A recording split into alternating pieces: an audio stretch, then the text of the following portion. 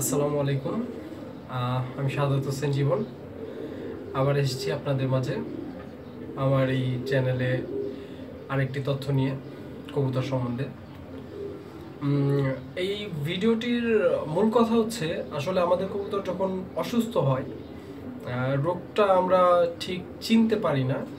তো চিনতে চিনতে অনেক সময় চলে যায়। তাছাড়া আমাদের যে সিনিয়র আছেন বা আমরা যাদের থেকে পরামর্শ নিই তাদের থেকে পরামর্শ নিতে নিতেও অনেক সময় চলে যায়, ওষুধ কালেক্ট করার পিছনে অনেক সময় চলে যায়। তো ততক্ষণে কবুতরটা যথেষ্ট পরিমাণ দুর্বল হয়ে যায়। কবুতর যদি অসুস্থ হয়, সাধারণত কবুতর সবার প্রথম যেটা করে সেটা হচ্ছে তার খাওয়া দাওয়া বন্ধ করে দেয়। কারণ কবুতরের লিভার খুবই দুর্বল এবং কবুতর অসুস্থ হলে সর্বপ্রথম তার লিভার এফেক্টেড হয়। তাই এই ভিডিওটির মাধ্যমে আমি আসলে আপনাদেরকে জাস্ট প্রাইমারি থিংস, যখন আমাদের কবুতর অসুস্থ হয় তখন প্রাইমারি কাজগুলো আমরা কি করতে পারি বা আমাদের কি করা উচিত সেটা সম্বন্ধে বলবো। সর্বপ্রথম আপনি যখন দেখবেন আপনার কোনো কবুতর অসুস্থ হয়েছে, তখনই সেটাকে সাথে সাথে আপনার লোফ থেকে একেবারে আলাদা করে ফেলবেন, অন্য একটি খাঁচায় সিঙ্গেল রাখবেন। সিঙ্গেল রাখার পর আপনি প্রথমে তাকে খাবার দিবেন, দেখবেন সে খাবার কতটুকু খাচ্ছে বা কি পরিমাণ খাচ্ছে বা খাচ্ছে কিনা একেবারে সেই জিনিসটাকে খেয়াল করবেন।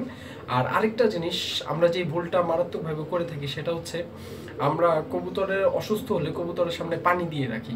এটা একেবারেই ভুল কাজ, কারণ কবুতর যখন অসুস্থ হয় সে খাওয়া দাওয়া বন্ধ করে দেয় এবং সে কি করে শুধু পানি খেয়ে তার পেটটা ভরিয়ে রাখে। এতে করে কি হয়, কবুতরের পেট জাম হয়ে থাকে এবং বদহজম হয়। আমরা অনেক সময় দেখি কবুতর অসুস্থ হলে তার পেটে চাপ দিলে মুখ থেকে পানি আসে। এর অন্যতম প্রধান কারণ হচ্ছে সে যখন অসুস্থ হয় তার খাবার হজম করতে পারে না, এর ফলে সে করে মানে অনবরত পানি পান করে এবং তার পেটটাকে ভরিয়ে রাখে, কিন্তু সেই পানিও কিন্তু সে হজম করতে পারে না। তো আমাদের অসুস্থ কবুতরের দিক দিয়ে আমাদের যেটা খেয়াল রাখতে হবে, তার সামনে পানি দিয়ে রাখা যাবে না, খাবার দিয়ে রাখবেন। খাবার দিয়ে রাখবেন এই কারণে যাতে সে যখনই একটু ভালো ফিল করে সে যাতে একটু ঠোকর দিয়ে কিছু খাবার হলেও খেতে পারে। তো আমরা প্রথমে কবুতরটাকে আলাদা করব। আলাদা করার পর তাকে খাবার দিয়ে তার খাবার অবজারভেশন করব, তারপর তার ড্রপিং অবজারভেশন করে যদি আমরা নিজেরা রোগটা নির্ণয় করতে পারি, ওষুধ জানা থাকে তাহলে সেটা অ্যাপ্লাই করব, আর যদি না জানা থাকে তাহলে সেটা যারা জানেন বা যারা এক্সপার্ট আছে তাদের কাছ থেকে আমরা সাহায্য নিব। আর এই সাহায্য নেওয়ার আগ পর্যন্ত, ওষুধ কালেক্ট করার, ওষুধ অ্যাপ্লাই করার আগ পর্যন্ত আমাদের যেটা করতে হবে, কবুতর যেহেতু অসুস্থ হলে প্রচণ্ড পরিমাণ পাতলা পায়খানা করে, মানে যেই কালারই করুক সেটা প্রচণ্ড পাতলা হয়, মানে কবুতরের শরীরে অনেক পানি শূন্যতার সৃষ্টি হয়। তো এই পানি শূন্যতাটা দূর করার জন্য আমাদেরকে কবুতরকে রাইস স্যালাইন খাওয়াতে হবে। রাইস স্যালাইন হচ্ছে, আমি আপনাদেরকে দেখাই দিচ্ছি, এটা আমি আসলে ইউজ করছি তাই প্যাকেটটার অবস্থা খুবই খারাপ। হ্যাঁ, এটা হচ্ছে রাইস স্যালাইন, যে কোনো ব্র্যান্ডের রাইস স্যালাইন আপনি মানুষের ফার্মেসিতেই পাবেন, যে কোনো ব্র্যান্ডের। আমি জাস্ট এটা পাইছি তাই এটা ইউজ করছি, এটা ইউজ করতে হবে এমন কোনো কথা নেই।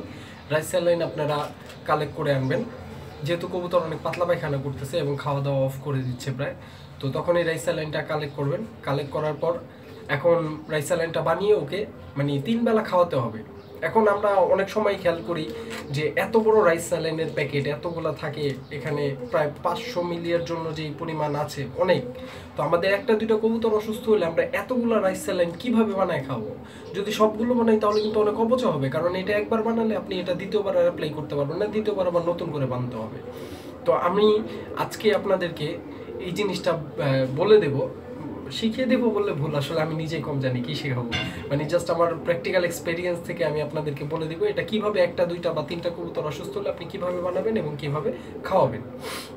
সর্বপ্রথম আপনি এই রাইস স্যালাইন বানানোর জন্য পানি টকবগে ফুটাবেন, অল্প পানি নিয়ে টকবগে করে ফুটাবেন। ফুটানোর পর এই যে এগুলো হচ্ছে সিরিঞ্জ, এই সিরিঞ্জে দেখেন 25 পর্যন্ত মাপ আছে, তো আপনি আর একটু বেশি এইভাবে যদি পানিটা ভরে নেন, এতটুকু আসলে প্রায় 30 সিসি বা 30 ml হয়ে যায়। হ্যাঁ, তো এই 30 সিসি পানি নিয়ে ফুটন্ত টকবগে গরম পানি আপনি একটা পাত্রে নেবেন, 30 সিসি পানি, এই পুরো এক সিরিঞ্জ পানি। 30 সিসি পানি নেওয়ার পর আপনি এই যে রাইস স্যালাইন আছে, আপনার চায়ের চামচের 1 চামচ রাইস স্যালাইন, পূর্ণ 1 চামচ, চায়ের চামচের 1 চামচ রাইস স্যালাইন ওই 30 সিসি গরম পানিতে দিবেন। দেওয়ার পর ওটাকে ভালো মতো নাড়বেন। নাড়ার পর যখন ঠান্ডা হবে তখন আপনি এই সিরিঞ্জ দিয়ে আপনার একটা কবুতরকে ওই 30 সিসি থেকে 10 সিসি করে নিয়ে খাওয়াই দিবেন। এতে করে কি হবে, কবুতরটা শরীরে পানি শূন্যতা চলে যাবে এবং এই রাইস স্যালাইনের ইফেক্ট এত দারুণ যা বলে শেষ করার মতো না। আমি অনেকদিন যাবত ইউজ করছি। কবুতর অসুস্থ হলে কবুতরের এই রাইস স্যালাইনটা প্রচণ্ড পরিমাণ পানি শূন্যতা যেই থাকে সেটা দূর করে দেয় এবং কবুতর যে উইকনেসটা থেকে উইকনেসটা আস্তে আস্তে কেটে যায়। সুতরাং কবুতর অসুস্থ হলে আমাদের প্রথম কাজ হচ্ছে তাকে আলাদা করা। আলাদা করার পর তার খাওয়া দাওয়া চেক করা, ড্রপিং চেক করা এবং সেই অনুযায়ী ওষুধ কালেক্ট করা। এবং এই ওষুধ কালেক্ট করার মাঝে যে সময় থাকবে, এই সময়ে আমরা 3 বেলা 10 সিসি করে প্রত্যেকটা কবুতরকে রাইস স্যালাইন খাওয়াবো। 3 বার, দিনে 3 বার। 3 বার খাওয়ালে কি হবে, তার ভিতর পানির শূন্যতাটা যেটা আছে সেটা দূর হয়ে যাবে। এবং ওষুধ যখন অ্যাপ্লাই করবো, ওষুধ করার আগেও কবুতর যদি নিজে নিজে না খায় বা খুব কম পরিমাণে খায়, অবশ্যই ওষুধ অ্যাপ্লাই করার আধা ঘন্টা আগে আমরা এই রাইস স্যালাইনটা 10 সিসি করে খাওয়াই নিব। এতে করে কি হবে, অ্যান্টিবায়োটিক খালি পেটে থাকলে অ্যান্টিবায়োটিক ইফেক্টটা এমনও হতে পারে যে অ্যান্টিবায়োটিকটা অ্যাপ্লাই করছেন সাথে সাথে কবুতর মারা গেছে, কারণ হচ্ছে তার আসলে ওই ধরনের শক্তিটা ছিল না এটা সহ্য করার মতো। তো এটা যে কাজটা করবে, তার পানি শূন্যতা দূর করবে, তার উইকনেস দূর করবে এবং তার অ্যান্টিবায়োটিকটা তার গায়ে লাগবে এবং এটা তার বডিতে যে প্রসেসিং হয় তার রোগটা দূর করার জন্য কাজ করবে। আজকের এই ভিডিওতে এতটুকুই।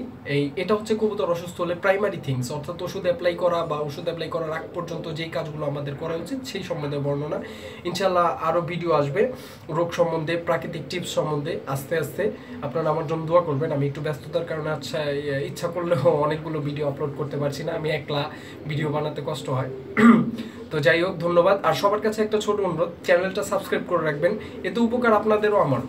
আপনাদের উপকারটা হচ্ছে আপনারা চ্যানেলটা সাবস্ক্রাইব করে রাখলে, নোটিফিকেশন বেল ক্লিক করে রাখলে আপনারা এই চ্যানেলের সাথে সবসময় কানেক্টেড থাকলেন এবং যে কোনো ভিডিও আসার সাথে সাথে আপনি ইনফর্ম হলেন এবং আপনি এটা সাথে সাথেই পেয়ে গেলেন। এতে আপনার উপকার হবে। আর চ্যানেলটা নিয়ে আমার স্বপ্ন হচ্ছে এটাকে একটা world class standard pigeon health channel বানানোর।